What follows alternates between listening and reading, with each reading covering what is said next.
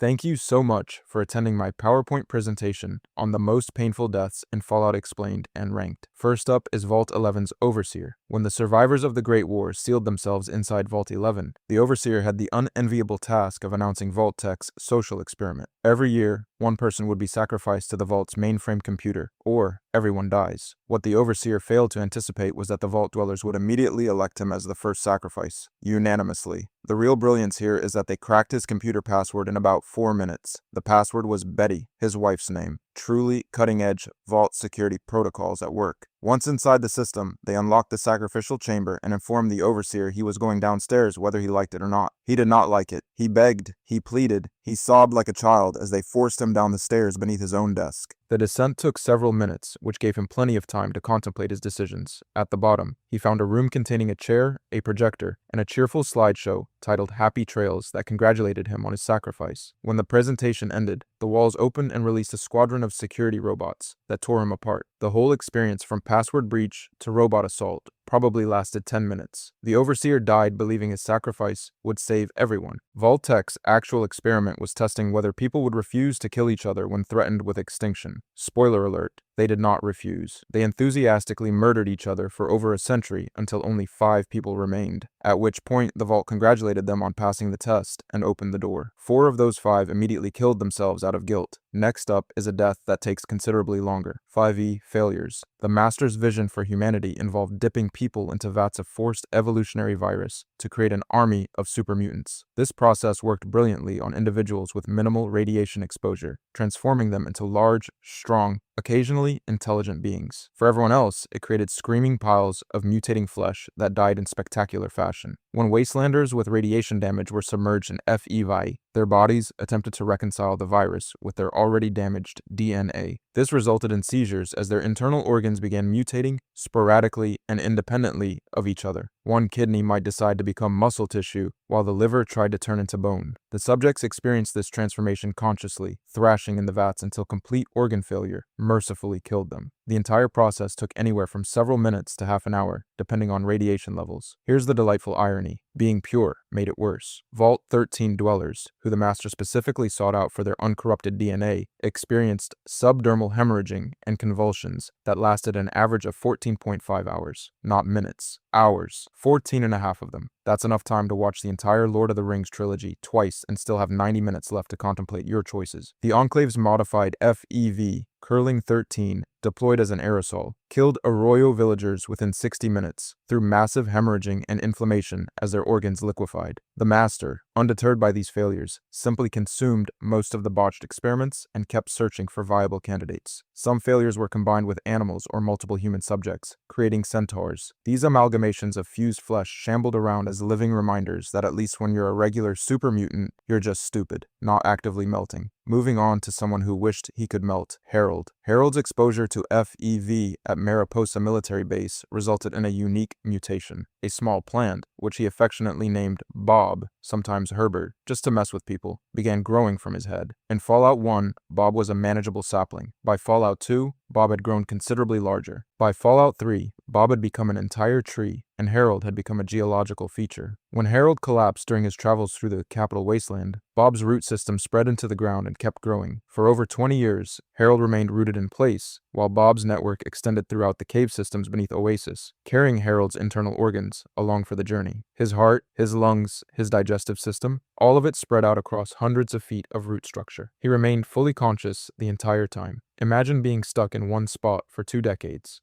Actually, you probably can, given your total playtime hours across the Fallout franchise. Harold developed a connected consciousness with Bob's expanding network, allowing him to see through the leaves of other trees that sprouted from Bob's seeds. This meant he could watch people approach Oasis, which initially amused him and later became his only hope for escape. He began using Bob's abilities to attract wanderers, desperately hoping someone would kill him. The Treeminders, a group of nature-worshipping settlers, found Harold and immediately began venerating him as a god. When Harold begged them to end his suffering, they interpreted his pleas as tests of faith. When he screamed for death, they smiled and nodded, and gave visitors hallucinogenic sap derived from Bob that caused severe psychosis. Their reading comprehension was genuinely impressive in its complete absence. Harold's greatest fear was fire. The lone wanderer could honor his request for death by destroying his heart in the caves below, granting him peace, or they could burn him alive with a flamer, which he specifically begged them not to do. If you chose that option, you're the reason we can't have nice things. Next up is a death that's less botanical and more bureaucratic.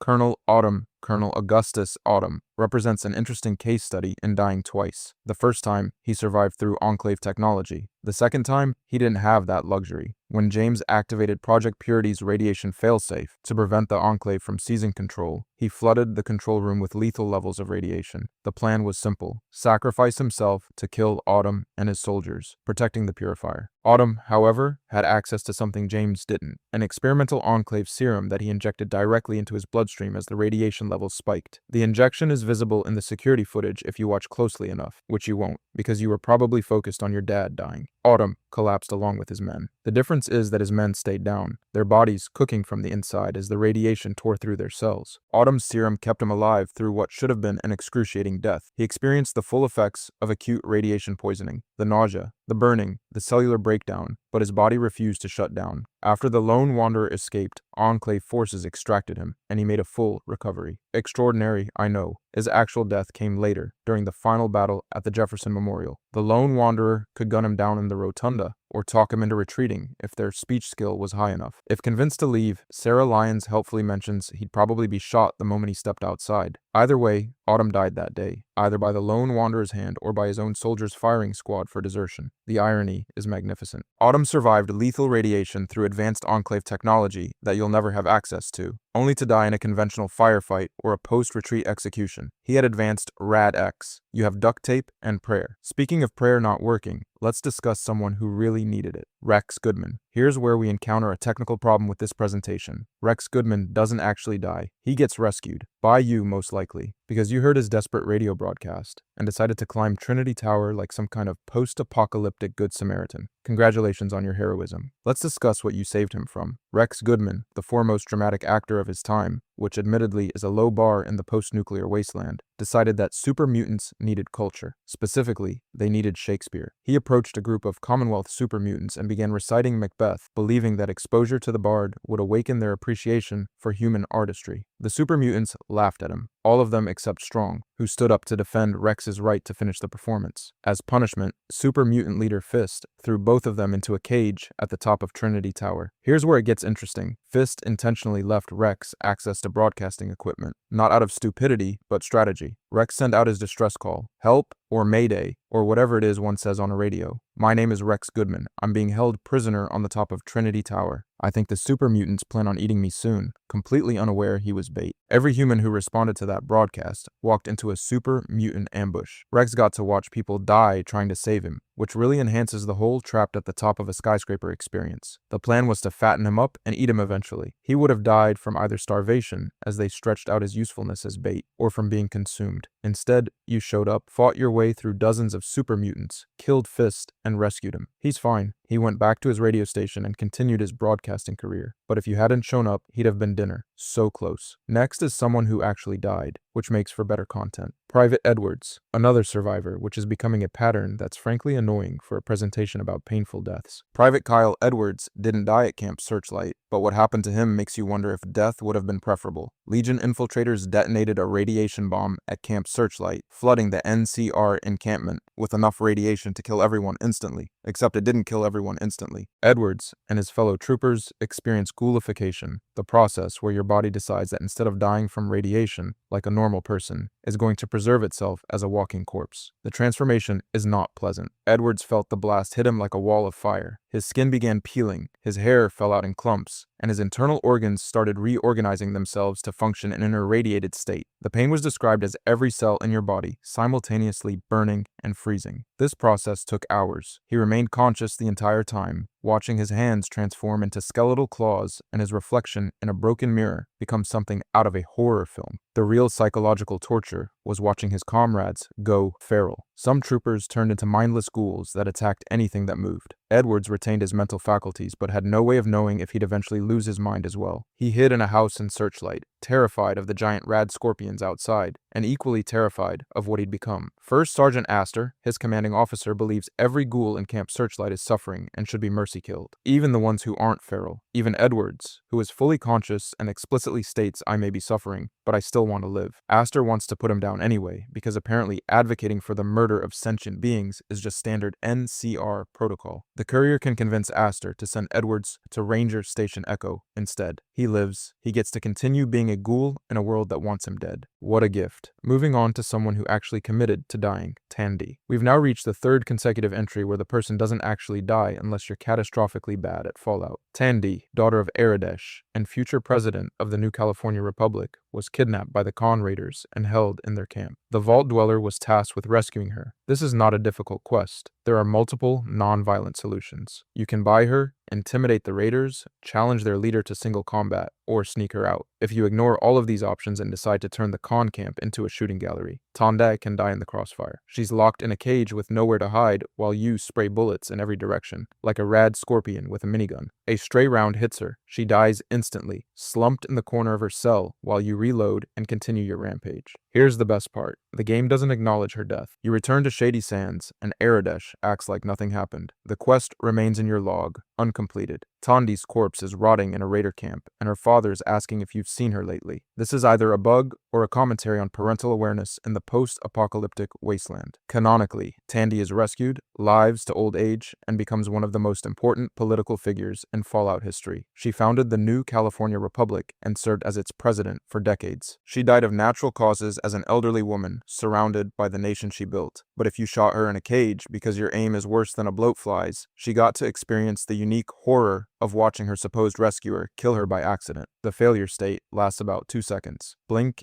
and you miss it, just like you missed every raider and hit her instead. Let's move on to someone who died on purpose, which is refreshing. Vera Keyes. Vera Keyes was a pre-war starlet whose terrible life choices culminated in dying alone in a luxury suite while the world burned outside. Frederick Sinclair, a wealthy businessman who worshipped the ground she walked on, built the Sierra Madre Casino as both a monument to her and a nuclear fallout shelter. The plan was simple. When the bombs fell, Vera would be safe inside the most advanced survival facility ever constructed. Sinclair's engineering degree was about to be tested. Vera had 2 problems. First, she was dying from a terminal illness that required constant Med-X injections for pain management. Second, Dean Domino, a pre-war lounge singer and her former partner, was blackmailing her with knowledge of her chem use and various indiscretions. Domino forced Vera to help him rob the Sierra Madre by getting close to Sinclair and providing access to the casino's vault. She complied because she had no choice, and Sinclair fell in love with her completely unaware he was being set up. When the bombs fell on October 23,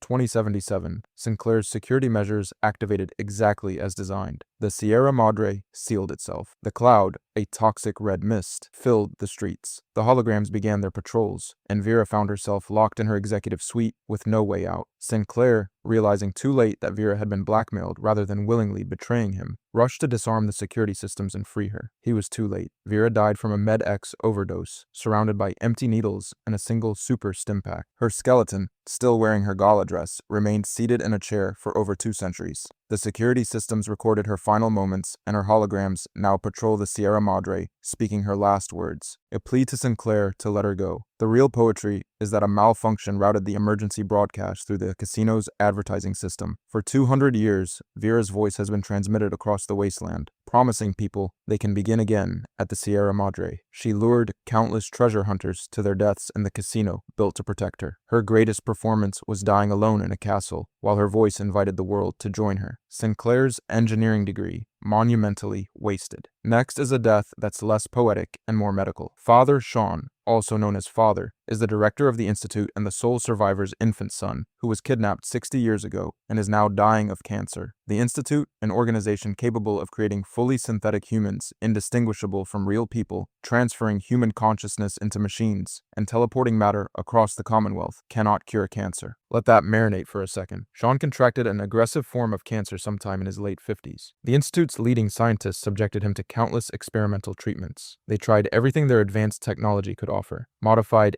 FEV strains, synthetic organ replacements, radiation therapy that would make pre-war oncologists weep with envy, genetic recoding, stem cell treatments harvested from their own synth production. None of it worked. The cancer spread. Sean deteriorated over months, possibly years, watching his own body fail while surrounded by the most advanced medical technology in the wasteland. Here's the delicious irony. Sean personally shut down the Institute's life extension program that kept Conrad Kellogg alive for over a century. His reasoning was that biological immortality raised too many ethical questions about the nature of humanity. Then he got cancer. One could argue this is karma, if one believed in such things, which we don't, because this is a Vault-Tec presentation. The sole survivor, depending on their faction choice, finds Sean on his deathbed in the Institute. If they sided against the Institute, he expresses bitter disappointment that they're destroying humanity's best hope while he dies. If they sided with the Institute, he peacefully names them as his successor and asks to be left alone to die. Either way, Sean dies, peacefully in bed, or vaporized in a nuclear explosion when the Institute detonates. Before his death, Sean created a synth replica of himself as a child. This synthetic boy, who looks exactly like Sean did at age 10, was ostensibly a gift to his parent, a chance to raise the son they never got to know. The sole survivor gets to watch their infant child die as a 60-year-old man, then potentially adopt a robot that looks like him. Heartwarming. The Institute can replace your consciousness into a machine and build synthetic humans from scratch, but they cannot fix cells dividing incorrectly. Sean died of the same disease that killed people 200 years before the bombs fell. All that technology, and he got roughly 5 minutes with his parent